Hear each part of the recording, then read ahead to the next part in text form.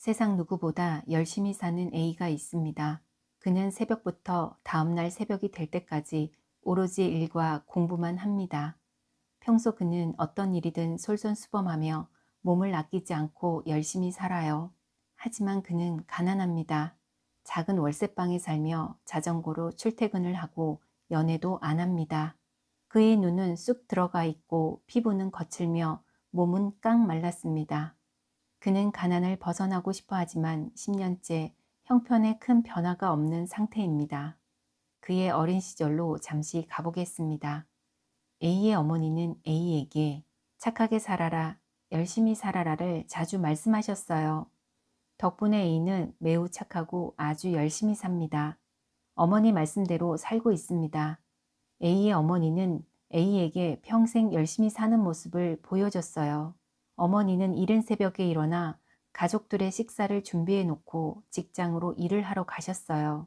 저녁이 되면 집으로 돌아와 집을 빠르게 청소하고 가족의 저녁 식사를 차렸어요. A의 어머니는 취미 활동을 하거나 여행을 가지 않았어요. 생필품과 식료품을 사면 10원짜리까지 가계부에 기입을 하셨고 늘 전기와 수도를 아끼셨어요. A의 이야기를 들으며 여러분 중에는 어쩌면 자신의 모습과 많이 닮은 부분이 있다고 생각하셨을 겁니다. A의 어머니 인생은 A에게 고정관념으로 대물림이 되었습니다. A가 착하게 열심히 살아도 가난을 면하지 못하는 이유입니다. 세상에서 가장 막연한 단어가 바로 열심히입니다. 열심이라는 이 단어를 누군가에게 말할 때에는 신중해야 합니다. 자동적으로 그 사람에게 큰 영향을 주기 때문입니다. 사람은 따라할 대상을 찾습니다. 그보다 먼저 주변 사람들에게 영향을 받습니다. 구체적으로 목표 없이 열심히만 사는 사람들이 주변에 있으면 그들이 롤모델이 됩니다. 현명하게 열심히 사는 사람이 주변인이라면 그 사람은 현명하게 열심히 사는 걸 자연스럽게 몸에 익히게 됩니다. 열심히는 너무 추상적입니다. 아무도 개인의 열심히가 어때야 하는지 알려주지 못합니다. 왜일까요? 왜냐하면 무엇을 어떻게 열심히 할 것인가는 완전히 개인적인 선택이기 때문입니다. 열심히 앞에 구체적인 무언가가 전제되지 않으면 열심히는 막연한 행동일 뿐입니다. 누군가에게 인생 터닝 포인트가 된 날이 어떤 분들에게는 막연히 열심히 산 날이 될 수 있습니다. 차이가 뭘까요? 물론 열심히 사는 것은 나쁘지 않습니다. 다만 열심히만 살면 인생이 달라지지 않아요. 인생의 변화를 막고 싶다면 현명한 열심히를 추구해야 합니다. 구체적인 열심히를 하라는 겁니다. 인생이 바뀔 만한 행동을 하지 않으면서 인생이 바뀌기를 바란다면 모순입니다. 그럼 어떻게 열심히 살아야 할까요? 명확한 목표가 있어야 합니다. 목표를 정하면 도착 지점이 있어 시간이 흐르면서 자연스럽게 도착 지점으로 가게 되지만 명확한 목표 없이 열심히만 산다면 다람쥐가 쳇바퀴 도는 것처럼 제자리에서만 바쁘게 지내게 됩니다.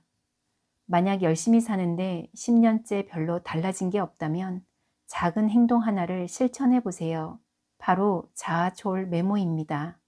자아초월 메모는 자신이 된 상태를 정확하게 알아차리고 점차적으로 자신이 된 상태를 넘어서게 되는 성장 시스템입니다. 열심히 살다 보면 언젠가 좋은 날 오겠지. 이렇게 막연하게 10년, 20년, 30년 살지 마세요. 시간이 너무 소중해서 그렇게 살기에는 아깝습니다. 자신의 심리를 알아야 합니다. 자신의 마음이 행동을 이끌기 때문에 자신의 현재 심리를 바꿔야 행동이 변합니다. 게으른 행동은 게으른 심리 때문입니다. 부지런한 행동은 부지런한 심리 때문입니다. 가난은 가난한 마음이 겉으로 드러난 것이고 부유함은 부유한 마음이 겉으로 드러난 것입니다. 이런 이치를 알아차리면 좀 더 쉽게 인생이 변할 수 있습니다. 사실 태어날 때부터 부자는 자신이 왜 부자인지 모르고 당연하게 삽니다. 마찬가지로 가난한 사람은 자신이 왜 가난한지 모릅니다. 그렇기에 현재 나의 상태가 왜 그런지 아는 것이 중요합니다. 곧 새해입니다. 누구나 잘 살아보려고 새롭게 결심하게 되는 시기입니다. 혹시 작년과 재작년, 그 전에도 계속해서 열심히 살자라고 결심하지 않았나요? 이번에는 꼭 달라져서 원하는 걸 이루고 싶다면 이렇게 해보세요. 나는 누구일까? 나는 어떻게 살고 싶은가? 이 두 가지 질문에 대한 명확한 답을 시간이 걸리더라도 찾아보세요. 그때가 인생 터닝 포인트가 될 것입니다.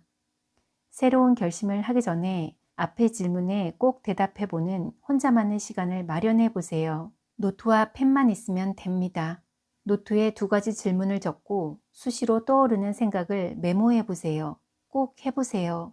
이것을 실천하느냐가 인생 전환점이 됩니다.